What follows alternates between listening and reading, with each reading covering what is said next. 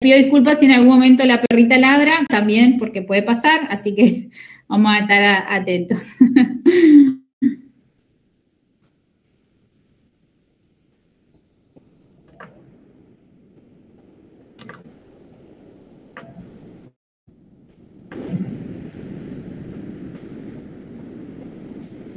Bueno, creo que ahí están visualizando la pantalla con la clase del día de hoy, que es pénfigos vulgar, enfermedades ampollares, dentro de las cuales vamos a ver sobre todo el pénfigo vulgar, pero otras formas de pénfigo también, ¿sí? Bueno, empezando, como siempre me gusta describir qué es el pénfigo, ¿sí? Se define tanto al pénfigo o a los pénfigoides en general como enfermedades ampollares crónicas de naturaleza autoinmune que suelen afectar la piel, las mucosas y algunas veces los anexos cutáneos. Histológicamente, o digamos en la anatomía patológica, lo que vamos a ver es acantolisis, que es esa separación de las células secundarias a la presencia de anticuerpos dirigidos contra ciertas proteínas o ciertas estructuras presentes en los desmosomas. Así que, como para que les quede claro, la lesión elemental es la ampolla, ¿sí? Una ampolla, que acá tienen una imagen esquemática de que podemos tener siempre son ampollas supraepidérmicas, es decir, la membrana basal sería esta, siempre están por encima de la membrana basal, donde también las podemos dividir en superficiales o profundas, siempre dentro de la parte de la capa epidérmica, ¿sí?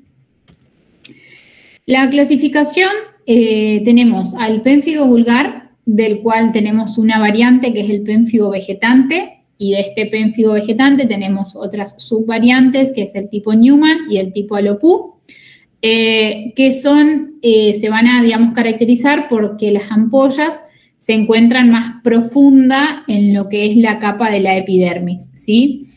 El pénfigo foliáceo, donde también tenemos subvariantes como el pénfigo eritematoso o el fuego salvaje, no selvagem, que es endémico en la región de Brasil, que son ampollas un poco más superficiales, y variedades especiales de los pénfigos, como el pénfigo herpetiforme, un pénfigo inducido por drogas, el paraneoplásico y el pénfigo por IgA. El pénfigo se ve afectado en hombres y mujeres de igual manera, ¿sí? No hay una diferenciación en sexos, se da entre los 40 y 60 años, para que tengan un pequeño recuerdo de la diferenciación. Digamos, acuérdense que tenemos el pénfigoide ampolloso o ampollar, que se da sobre todo en personas de mayor edad, mayores a 70 años generalmente. El pénfigo, que es la clase 2, entre los 40 y los 60, o sea, es un grupo etario un poco más joven, ¿sí? Es muy raro en niños. Hay cierta asociación entre determinados antígenos de los complejos mayores de histocompatibilidad y el pénfigo. Predominan diferentes alelos, como bueno, los que están nombrados ahí, el HLA-DR4, el 14, el Q1, que son lugares en donde se produce la alteración, y van a variar de acuerdo a diferentes grupos étnicos, ¿sí? Como siempre, en todo lo que son enfermedades autoinmunes y con una base genética, hay factores desencadenantes. En este caso, en el pénfigo puede ser el estrés, ciertos fármacos, ciertas infecciones virales, radiación ultravioleta, los alimentos, cirugías, tratamientos estéticos como los peeling, que pueden llegar a desencadenar la formación o la presencia de pénfigos. El pénfigo vulgar, de todos los que hablamos recientemente, es la forma más frecuente, ¿sí? Dentro de lo que ocurre, digamos, a nivel de la patogenia, la estructura que está implicada en el desarrollo del pénfigo es la estructura que llamamos desmosoma. Acuérdense que nosotros en la epidermis tenemos diferentes tipos de uniones celulares entre los queratinocitos entre sí, dentro de las cuales una de las uniones más importantes son estos desmosomas, y después tenemos la unión de los queratinocitos de la capa basal con la membrana basal, ¿sí? Que es un hemidesmosoma, ¿sí? En el pénfigo, lo afectado, la estructura afectada es el desmosoma, y en el pénfigoide es el hemidesmosoma. Yo les voy haciendo un poquito la comparación, si bien ustedes no dieron la clase de pénfigoides, pero para que se vayan como haciendo una idea de las diferencias entre pénfigo y pénfigoide, ¿sí? Entonces, ¿cuál es la función de este desmosoma? Es mantener las uniones intercelulares intraepidérmicas. ¿Y qué pasa en el pénfigo? Hay anticuerpos IgG contra la superficie de esas estructuras de los que están en los queratinocitos, ¿sí? Y esto es importante porque estos desmosomas juegan un rol importante cuando se ven afectados en la pérdida de adhesión de los queratinocitos entre sí, de estas células entre sí, y posteriormente la formación de la ampolla. Acá esquemáticamente, como ven, es una célula pegadita a otra célula que se ve un pedacito nada más, y se ve todos los tipos de diferentes uniones que tenemos entre un queratinocito y otro. En este caso, lo afectado es el desmosoma, y acá estarían los autoanticuerpos IgG dirigidos hacia el desmosoma, que ahora lo vamos a ver un poquito más en detalle.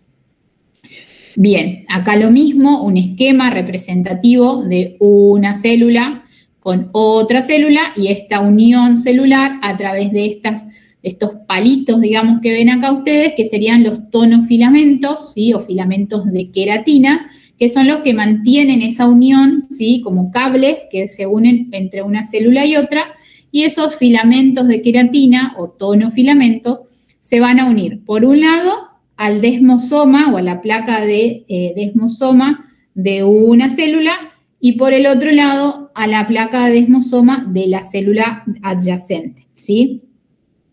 Ese desmosoma, como dijimos recién, su función es unir ese citoesqueleto, o sea, unir una célula con la otra, y está compuesta, digamos, esa unión por diferentes moléculas, las caderinas, filamentos de queratina y plaquinas, que bueno, tienen los nombres acá, pero las caderinas es esta estructura que se ve por acá, que justamente es la que, digamos, que es una glucoproteína transmembrana, ¿sí?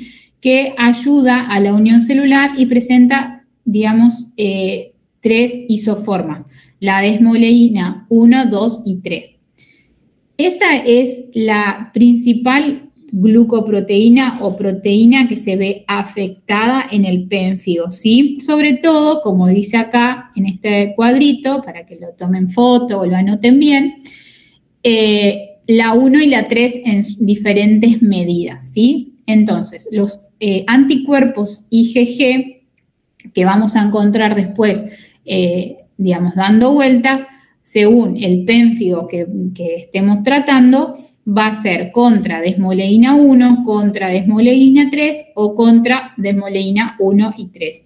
¿Por qué es importante saber esto? Por la clínica que va a tener el paciente a la hora de presentarse a nosotros en el consultorio. Acuérdense que teníamos una variante del pénfigo, que era el pénfigo foliáceo, ¿sí? O el fogo salvaje, que era su subvariante, donde ahí lo que va a estar afectado es la desmoleína 1, en el pénfigo vulgar mucoso, principalmente la desmoleína 3, y en el pénfigo vulgar mucocutáneo, o sea, mucoso y cutáneo, van a estar afectadas la desmoleína 1 y 3. Les recalco mucho esto por lo siguiente, ¿sí? En la piel, ¿sí? En todo lo que es la epidermis, vamos a encontrar mucha desmoleína 1, ¿sí? Sobre todo en todo lo que es todas las capas de la epidermis, pero con mayor intensidad vamos a tener desmoleína en las capas más superficiales. Y desmoleína 3 vamos a tener presente en la piel, pero en menor cantidad, ¿sí? Y sobre todo en las partes más basales de la epidermis. Mientras que en la mucosa es al revés, tenemos mayor cantidad de desmoleína 3, que se expresa en todas las capas de la mucosa, y la desmoleína 1 tiene poca expresión y sobre todo más a nivel superficial. Esto también sáquenle foto, anótenlo, ¿sí? Porque es importante para que después vayan entendiendo por qué en algunos pénfigos tenemos más lesiones mucosas y en otros tenemos más lesiones solamente cutáneas. Bueno, esto es un poco lo mismo, lo que hablábamos recién, los diferentes componentes de los desmosomas, ¿sí? Con la desmoleína, la desmoplaquina, que son estructuras que van formando los desmosomas. Existe una teoría que es la teoría de la compensación de las desmoleínas, que nos ayuda a entender por qué si hay anticuerpos dirigidos contra una desmoleína, principalmente por ahí no hay tanta expresión en otro órgano como la piel, pero sí más afectación en mucosa. Esto está explicado en esta parte, donde dice que, por ejemplo, en el pénfigo vulgar mucoso, o sea, donde vamos a tener lesiones mucosas, sobre todo hay anticuerpos contra la desmoleína 3, que era la que más abundaba en la mucosa.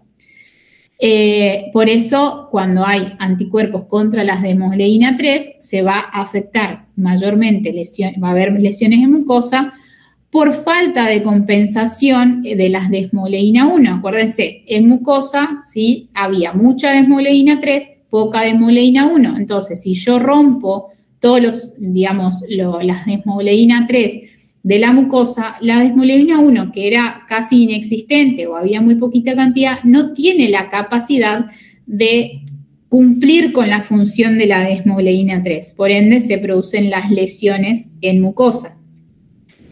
Por el contrario, no va a haber tantas lesiones en piel porque lo que pasaba en piel era que había más cantidad de desmoleína 1, o sea que, digamos, la afectación de esa pequeña cantidad de desmoleína 3 que había en la parte más basal de la piel no generaba tanta alteración en piel, ¿sí? En el pénfigo vulgar, cutáneo, más que nada cutáneo, es al revés, la presencia de anticuerpos contra la desmoleína 1 hace que haya mucho más lesiones en piel y que no sea posible la compensación por parte de las desmoleína 3, que no había tanta cantidad en piel, y por eso se manifestaban las lesiones cutáneas, ¿sí? Esto tiene que ver con todo lo que es la inmunidad humoral, la presencia de antígenos, de anticuerpos y demás, producidos por los linfocitos B. Pero la inmunidad celular también tiene un rol importante en todo lo que es el desarrollo del pénfigo, porque los linfocitos T son los que inducen y regulan los niveles plasmáticos de estos anticuerpos producidos por los linfocitos B. O sea que son los linfocitos T los que van a ir regulando la producción de los anticuerpos. Entonces, clínicamente nosotros en un pénfigo vulgar mucocutáneo, o sea que tenga afección mucosa y cutánea, vamos a tener ampollas flácidas, que eso es lo que quiero que lo anoten, el tipo de ampolla, ¿sí? Que va a haber, pero que puede estar, digamos, presente en cualquier superficie cutánea, no en palmas y plantas, generalmente no hay lesiones, pero más que ampollas, cuando les llegue el paciente o cuando nosotros nos enfrentamos a estos pacientes, generalmente no vemos las ampollas, porque al ser tan flácidas, o digamos, se forman tan superficialmente dentro de la epidermis, que se rompen con facilidad y lo que nosotros vemos en esos pacientes son las erosiones, ¿sí? Pero bueno, para que ustedes entiendan, ampolla flácida igual a erosiones, ¿sí? Como para que siempre se acuerden de eso, ¿sí? Estas ampollas flácidas o estas erosiones que vamos a ver en los pacientes siempre van a estar asentadas sobre una piel sana, una piel normal, no eritematosa, ¿sí? Y que cuando se reepiteliza esa erosión va a dejar unas máculas distrómicas que más tarde les voy a mostrar una fotito. Mientras que en la mucosa va a suceder lo mismo. Normalmente no vamos a ver ampollas, lo que vamos a ver son erosiones muy dolorosas y que pueden hasta incluso estar presentes hasta 5 años antes que las lesiones en piel. O sea que nos puede ya un paciente con lesiones de este tipo, erosiones dolorosas de digamos, constantes, repetitivas a lo largo de varios años, uno tiene que pensar, sospechar y hacer biopsia buscando un pénfigo a nivel de piel también, ¿sí? La mucosa más afectada es la orofaringia, también se pueden afectar otras mucosas, y el signo de Nikolsky es positivo. Acuérdense, ¿qué es el signo de Nikolsky? Es cuando uno hace presión sobre un área de piel sana, que normalmente, entre comillas, se ve sana, y se produce o se reproduce una ampolla, ¿sí? Vemos el desprendimiento de la piel, ¿sí? Eso es un Nikolsky positivo. Y se da porque obviamente la piel está toda inflamada, toda la piel está siendo atacada por los anticuerpos a nivel de la epidermis. Diagnósticos diferenciales de las erosiones en mucosa con una estomatitis herpética, aftosis oral recurrente y candidiasis oral. Esto es lo que vamos a encontrar en los pacientes, chicos. No van a ver ampollas, ¿sí? Van a ver estas erosiones, ¿sí? Como este scalp de la piel, como que se raspó el paciente, ¿sí? Como que se les desnuda la piel. Y fíjense que en este caso, esta paciente ya se ve que ha tenido varias veces estas ampollas o estas escoriaciones porque hay cicatrizaciones discrómicas a lo largo de, digamos, todo el tegumento. Y bueno, fíjense acá ya un tipo de por ahí pénfigo más foliáceo, ¿sí? Con esta hiperkeratosis. A nivel de mucosa, fíjense cómo se observan todas estas erosiones, ¿sí? Bien delimitadas en paladar paladar blando, en mucosa, en los labios, ¿sí? O sea, no van a ver ampollas, ¿sí? La ampolla generalmente la va a ver el patólogo que haga el estudio de la muestra de piel que ustedes o que el dermatólogo le remite. Bueno, digamos el pénfigo, la subvariante del pénfigo vulgar es el pénfigo vegetante. Es una variante más rara, pero que se puede ver, ¿sí? Y está caracterizado por erosiones sobre las cuales asientan como placas de granulación, costras, ¿sí? Y sobre todo sale en áreas más de intertrigo, ¿sí? En la región inguinal, en las axilas, en el cuero cabelludo y la cara, ¿sí? Es una forma infrecuente de pénfigo, representa el 1.5% nada más de este tipo. Y bueno, ahí tenemos las dos variantes, que en realidad no me interesa que ustedes se lo sepan, solamente que existen estas dos variantes. Que la de mejor pronóstico es la variante Alopu. Estas son fotos representativas de lo que es el pénfigo vegetante, ¿sí? Ven cómo aparecen estas como vegetaciones, ¿sí? Como esponjas sobre las erosiones, como verrugas, ¿sí? En la zona intertriginosa, en el escote mamario, en la zona axilar, ¿sí? Son bien infiltradas, pueden tener mal olor, ¿sí? Son pacientes que suelen tener mucha secreción también por la zona en la que están. Bueno, pasamos a otra de las variantes del pénfigo, que ya pasamos a las variantes más superficiales. Tanto el pénfigo vegetante, acuérdense, como el pénfigo vulgar son variantes de pénfigos más profundos, o sea, donde vamos a tener una ampolla un poquito más abajo en la epidermis. El pénfigo foliáceo es una de las variantes de ampolla más superficial. Se puede presentar como una eritrodermia exudativa. La eritrodermia exudativa no solo está presente en el pénfigo, son, digamos, lesiones justamente eritematosas que exudan, ¿sí? Y que tienen asociado muchas veces con edema y otras lesiones más generalizadas. En este caso, los pacientes que tengan este tipo de lesiones, uno va a buscar que los anticuerpos, ¿sí? Esto todo se estudia a nivel de biología molecular, ¿sí? Uno en la clínica, en la práctica, uno no lo está buscando, pero bueno, uno espera que los pacientes con pénfigo foliáceo tengan anticuerpos dirigidos contra la desmoleína 1. ¿Dónde estaba la desmoleína 1? En las capas más superficiales de la epidermis, ¿sí? Por lo tanto, las lesiones que van a tener estos pacientes son mucho más superficiales, ¿sí? Erosiones, descamaciones, sobre una piel un poquito más eritematosa. Miren esta foto de acá, donde se ve que hay como un leve eritema sobre el cual después asienta esta costra, ¿sí?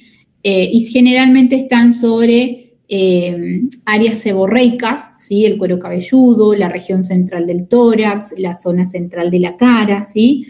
No vamos a tener ampollas nuevamente, no suelen comprometer las mucosas, porque acuérdense que la mucosa mayoritariamente tenía desmogleína 3, ¿sí? Así que la 1 no pincha ni corta. El signo de Nikolsky es positivo y bueno, como también en el pénfigo vegetante, estos pacientes pueden tener mal olor, escamas y formación de costras, digamos, sobre las lesiones. Muchas veces asociado tienen la presencia de onixis, que son lesiones en las uñas, ¿sí? Y perionixis, que es toda la inflamación alrededor de la uña, ¿sí? En lo que es la piel alrededor de las uñas. Y muchas veces también algunos pacientes pueden presentar alopecia en las zonas donde les salen las costras en el cuero cabelludo. Una de las variantes del pénfigo foliáceo es el pénfigo eritematoso, que es una variante más localizada del pénfigo foliáceo. Se cree que hay como una superposición entre el pénfigo y el lupus eritematoso crónico, ¿sí? Tiene lesiones distribuidas en áreas seborreicas, similares a las lesiones discoides del lupus. Fíjense, bien infiltradas, como que uno le llama la atención, ¿sí? Pero bueno, uno pide anticuerpos y demás, y puede tener la inmunofluorescencia directa de una biopsia, va a mostrar positividad, ¿sí? De los IgG intercelular, pero a su vez vamos a tener en un 30-80% anticuerpos antinucleares positivos, que bueno, ahí nos da como el borderline entre el lupus y el pénfigo, ¿sí? Generalmente el pronóstico suele ser bueno, la mayoría de los pacientes no va a desarrollar un lupus sistémico, va a quedar ahí, pero sí pueden progresar a un pénfigo foliáceo un poquito más generalizado.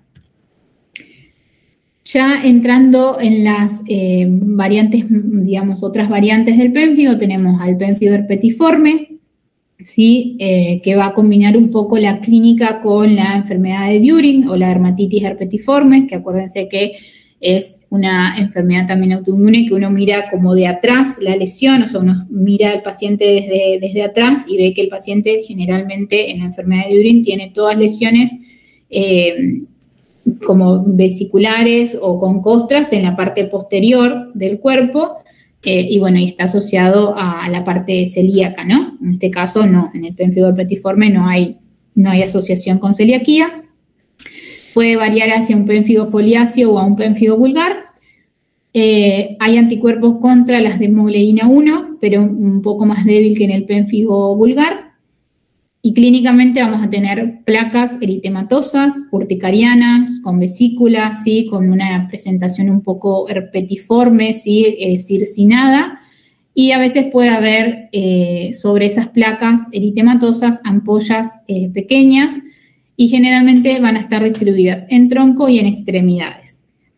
Acá el Nikolsky, el signo de Nikolsky suele ser negativo, puede haber intenso prurito, ¿sí? Pero tiene buen estado general el paciente.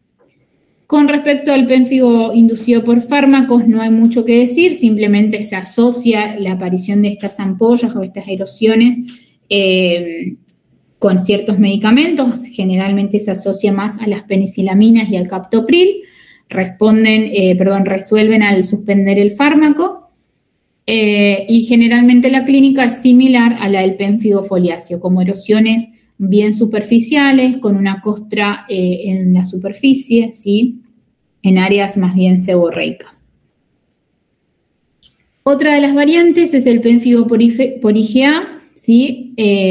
Lo que tenemos acá a nivel de histología, digamos, de lo que el patólogo nos puede aportar, es que son ampollas interepiteliales, ¿sí? Hay una erupción vesiculopustular con una infiltración neutrofílica, esto lo va a ver el patólogo, ¿sí? En la piel hay neutrófilos en la epidermis donde no deberían estar, y va a haber en la inmunofluorescencia directa IgA unida a las uniones intercelulares, y va a haber IgA circulante en la inmunofluorescencia indirecta contra la superficie de los queratinocitos, ¿sí?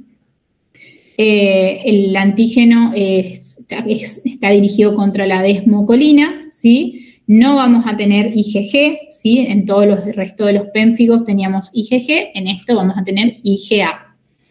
Se da en edad media o ancianos, la localización, como está ahí, axilas, ingles, pero bueno, también puede haber en tronco superior, región proximal de extremidades, y generalmente no afecta a mucosas. Como les dije recién, en la inmunofluorescencia directa, que es la muestra de piel que nosotros mandamos a analizar, vamos a ver depósitos de IgA en la superficie de los queratinocitos y puede haber IgA circulante en la inmunofluorescencia indirecta. El pénfigo paraneoplásico es, la verdad, que bastante polimórfico, ¿sí? O sea, las lesiones no son exactamente las mismas, se puede presentar de diferentes maneras. Son anticuerpos IgG que están dirigidos a diferentes proteínas de la unión de los queratinocitos, contra las desmoleinas, contra las plectinas, las hemoplaquinas, o sea, contra cualquier proteína que forme parte de esta unión entre los queratinocitos, ¿sí? Del desmosoma. Puede estar asociado a neoplasias malignas o benignas, las más frecuentes son las malignas, como ser el linfoma no Hodgkin en mayor frecuencia, las leucemias, la enfermedad de Clusterman, timomas, sarcomas, ¿sí? Y a nivel mucoso podemos tener estomatitis, que es lo que más grave pero frecuente tenemos, erosiones, úlceras, ¿sí? Y también puede presentarse a nivel ocular una conjuntivitis pseudomembranosa, que a veces es el signo más precoz, ¿sí? Y el único que nos hace orientar un poco hacia el pénfigo paraneoplásico. En piel, como les dije, son muy polimórficas, podemos ver máculas, ampollas, erosiones, ¿sí? O sea, diferentes tipos de lesiones. Y la causa de muerte en estos pacientes suele ser la bronquitis obliterante. Como ven acá, no son lesiones muy características, más que, digamos, unas placas con una cierta erosión, costritas, ¿sí? Alrededor de la lesión, sobre piel aparentemente sana, ¿sí? Y como para hacer el diagnóstico de que si es un pénfigo paraneoplásico, tenemos criterios mayores y menores. Los criterios mayores es que sea una erupción mucocutánea polimorfa, o sea, que no haya un solo tipo de lesiones, que, digamos, hagamos un diagnóstico de una neoplasia interna y que tengamos hallazgos característicos de inmunoprecipitación en suero. Y los criterios menores, más que nada, son histológicos, ¿sí? O por inmunofluorescencia, que son la tinción positiva del epitelio de vejiga con la detección de autoanticuerpos IgG, la IgG perilesional intracelular y en la membrana basal, y la presencia de la ampolla o de la acantolisis con necrosis. Eso es importante. En la biopsia, el patólogo nos tiene que decir que hay una ampolla que tiene mucha necrosis, ¿sí? Que eso lo diferencia de las biopsias de los demás pénfigos, donde no vamos a tener esta necrosis. En cualquiera de las enfermedades de ampollares, uno tiene que hacer diagnóstico, uno puede sospechar por el tipo de lesión, por la forma de la ampolla, por la edad del paciente, ¿sí? De que si estamos hablando de un pénfigo, de un pénfigoide, pero para confirmar el diagnóstico tenemos que hacer biopsia. Esa biopsia se manda, por una parte, a la inmunohistopatología y por otro lado a la inmunofluorescencia. Por ende, tenemos que hacer dos muestras de biopsias. Una de la lesión, que abarque un pedacito de piel sana y un pedacito de la lesión, de la erosión, ¿sí? Como para que el patólogo pueda ver dónde se produce el desprendimiento celular, y de piel sana perilesional, o sea, buscamos alrededor de esa lesión algún área sin eritema, sin costra, sin nada, otra biopsia que va a ir a la inmunofluorescencia, ¿sí? En la inmunofluorescencia directa lo que vamos a ver es la IgG intercelular, que nos va a permitir diferenciar el pénfigo de otras enfermedades ampollares. Y bueno, la inmunofluorescencia indirecta va a detectar anticuerpos IgG circulantes en suero. Lastimosamente acá, en Concepción, por lo menos, no tenemos la posibilidad de hacerlo a la inmunofluorescencia directa y muchas veces se deriva el estudio a Córdoba o a Buenos Aires y eso nos retrasa un poco más el diagnóstico. Acá les puse algunas imágenes de histopatologías para que ustedes vean y entiendan sobre todo lo que hablamos, de lo que decimos de una ampolla superficial o profunda, ¿sí? En el pénfigo vulgar, las ampollas van a ser siempre intraepiteliales, o sea, siempre van a estar dentro del espesor de la epidermis y esta es la membrana basal, ¿sí?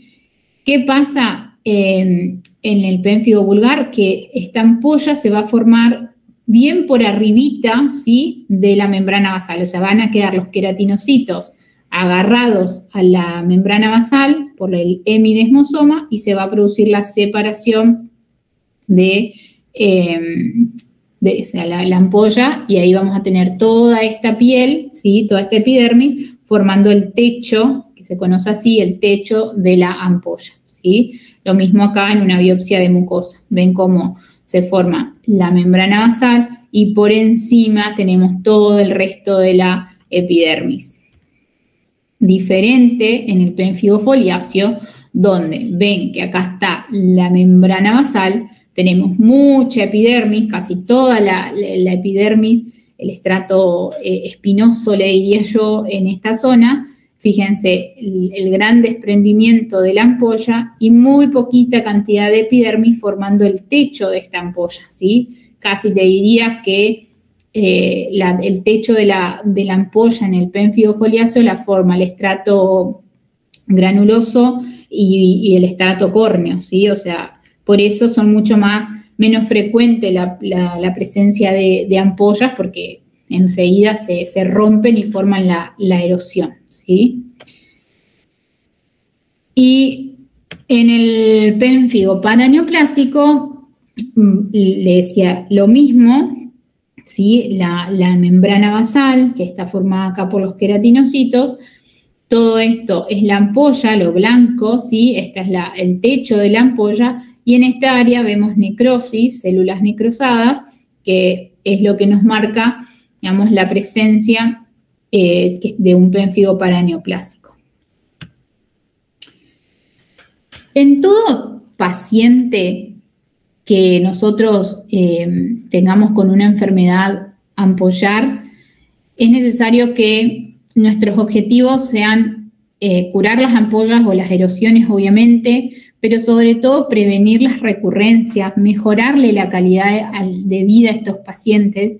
Yo he tenido pacientes con pénfigos, un pénfigo foliáceo, un pénfigo vegetante y un pénfigo ampollar, que la verdad que, chicos, es una calidad de vida muy fea cuando están ampollados, con secreción, supuración, ¿sí?, dolor. Entonces, bueno, sobre todo mejorarle la calidad de vida a esos individuos y como segundos objetivos, digamos, debemos tratar de evitar o disminuir. Evitar es casi imposible porque, bueno, los vamos a tener, pero disminuir los efectos adversos del uso prolongado de los corticoides sistémicos, aunque, como dice ahí, con el uso de los corticoides sistémicos, la mortalidad del pénfigo disminuyó de un 75% a un 30%, o sea, que son importantes y son nuestra primera línea de tratamiento, sí, pero que tenemos que tratar de ir, bajando la dosis y demás para evitar efectos adversos, también, ¿sí? La primera línea, como recién les decía, de tratamiento son los corticoides sistémicos. ¿Y qué corticoide sistémico usamos? La prednisona, de 0,5 miligramos kilo día, ¿sí? Pesamos al paciente, dosis máxima al principio, como mucho de 60 miligramos día, y vamos evaluando.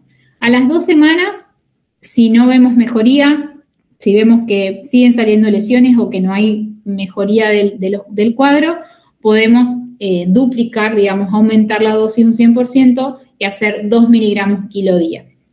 Si no hay respuesta todavía, a las 2 semanas volvemos a evaluar y si no hay respuesta, ya pasamos a terapias un poco más inmunosupresoras, ¿sí? Dentro de los diferentes tipos de pénfigo, acuérdense que al pénfigo foliáceo, que es a su vez una variante menos agresiva, obviamente requiere a veces menos dosis que el pénfigo vulgar. Se pueden combinar los corticoides con otros inmunosupresores al inicio del tratamiento, ¿sí? Dependiendo de la severidad.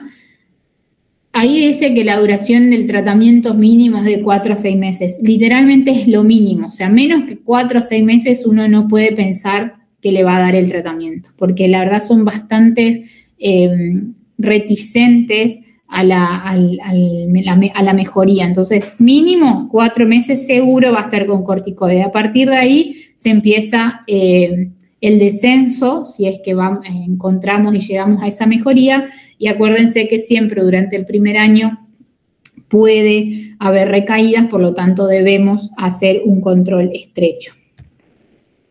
Otros inmunosupresores que se pueden usar tanto al inicio como después si vemos que no hay mejoría y ya llegamos a las dosis máximas de corticoides son la azatioprina, ¿sí? De 1 a 3 miligramos kilo, que se inicia con 50 miligramos día.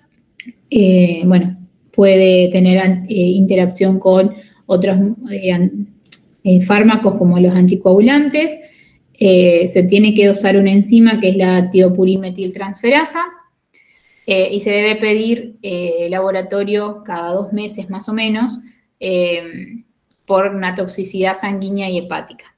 El micofenolato es otra opción, es una droga un poco más cara, ¿sí? Se puede iniciar con 500 miligramos día y aumentar 500 miligramos por semana hasta la dosis máxima de 2 gramos, pero su efecto terapéutico recién se empieza a ver a los 3 a 6 meses, así que bueno, es bastante lento si es que tenemos algún apuro o algún paciente con mucho compromiso al que lo queremos rescatar de esas lesiones un poco antes, ¿sí?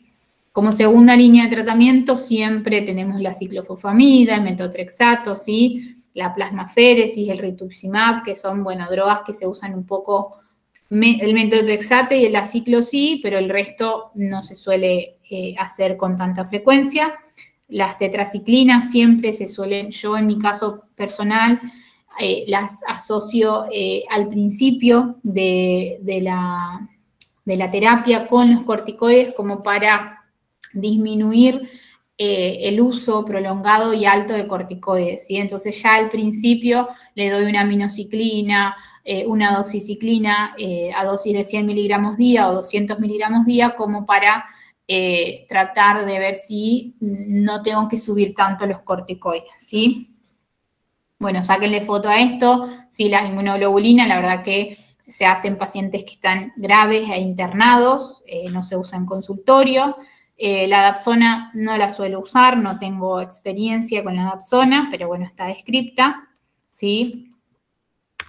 Y bueno, siempre acuérdense del tratamiento adicional de soporte que se le puede dar a estos pacientes. Cuando tienen lesiones aisladas, se puede dar corticoides intralesionales como la triamcinolona. Se pueden dar corticoides tópicos, ¿sí? De alta potencia como un clobetasol o de mediana potencia como una betametasona o inhibidores de la calcineurina. Si hay lesiones en mucosa, también se puede dar corticoides, se puede mandar a preparar lo que se conoce como gel oro-base. Uno justamente hace la receta y pone solicito gel oro-base con clobetasol al 0.05%, más lidocaína al 2%, cantidad necesaria 20 gramos, ¿sí? Entonces, hay farmacias que se especializan en preparar estos preparados, vaya la redundancia. Entonces, nosotros le ponemos a esa crema, a ese gel, a esa medicación, lo que nosotros querramos para aliviar el síntoma del paciente, ¿sí?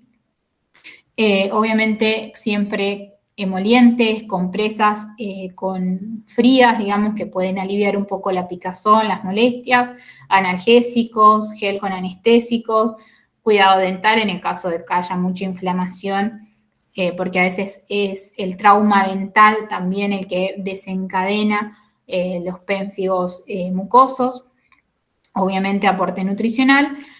Y bueno, el tiempo, digamos, de tratamiento se basa principalmente por la clínica, ¿sí? Si no hay tantas lesiones, como les decía hoy, a los 6 meses puedo empezar a bajar las dosis, pero bueno, también puedo dosar la desmoleína por ELISA o la inmunofluorescencia, eso tranquilos que no se hace.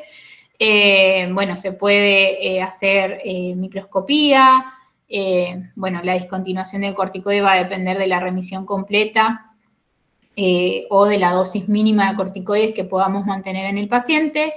Y bueno, siempre los adyuvantes, lo que usemos junto con el corticoide, también ir suspendiéndolo entre 6 a 12 meses luego de llegar a la remisión completa con el tratamiento. Acuérdense siempre de que estos pacientes, al tener dosis altas de corticoides, hay que hacerles controles óseos, ¿sí? Entonces, digamos, o derivarlos a los endocrinólogos para que hagan un control de la osificación y dar suplementos si se requieren, ¿sí? Calcio, vitaminas. A veces la dosis alta de corticoides puede generarle gastritis, entonces también a veces se indica omeprazol o algún protector gástrico. Así que bueno, todas digamos, las complicaciones de los corticoides a altas dosis y en tiempo prolongados las tenemos que prevenir nosotros, ¿sí? Bueno, eso es todo, chicos. Acá vuelvo, ya prendí la cámara, ahí está, acá estoy. Así que no sé si hay alguna pregunta. Profe, yo tengo una consulta. Sí. De tratamiento entonces, porque son como varios. Lo Uh-huh. que más nos tiene que quedar es, bueno, el corticoide, obviamente, y después los inmunosupresores. ¿Cuál es más frecuente que sea la azatioprina o el micofenolato? La azatioprina por precio, ¿sí? Y te diría que en segunda línea pondría al metotrexato. ¿Sí? Entonces sería siempre corticoides, llevado a su dosis máxima, ¿sí? Y evaluado en 4 o 5 meses, o sea, traten de por lo menos 3 meses de corticoide y estudiar el por qué el paciente está teniendo el pénfigo, ¿no? ¿Qué situación lo está desencadenando? Porque si por ahí es un fármaco, si por ahí es una situación que se puede revertir y nosotros no lo estamos tratando, nunca va a llegar a mejorar. Pero sí, corticoides sistémicos, siempre a la cabeza. Segundo, más, digamos, ahí está como tratamiento de primera línea de inmunosupresores la azatioprina, pero yo te diría que antes de la azatioprina siempre recurrimos al metotrexate, que es nuestro caballito de batalla. Así que sería corticoides sistémicos, metotrexate y los inmunosupresores como la azatioprina o el micofenolato. El micofenolato es buenísimo, chicos, pero es re caro, así que muy difícil que nosotros en este medio lo podamos usar, ¿sí? Pero, y bueno, siempre acompañado de las terapias tópicas, ¿sí? Con corticoides tópicos, con inhibidores de la calcineurina, ¿sí? El calcipotriol, tacrolimus. Gracias, profe. De nada. ¿Alguna pregunta más? Profe, hola, ¿cómo estás? Hola, ¿cómo va? Por ejemplo, en esta patología puede haber complicaciones agudas, principalmente las que afectan las mucosas, quizás erosiones esofágicas o gástricas y que pueda caer un paciente a la guardia quizás y tengamos que manejarlo.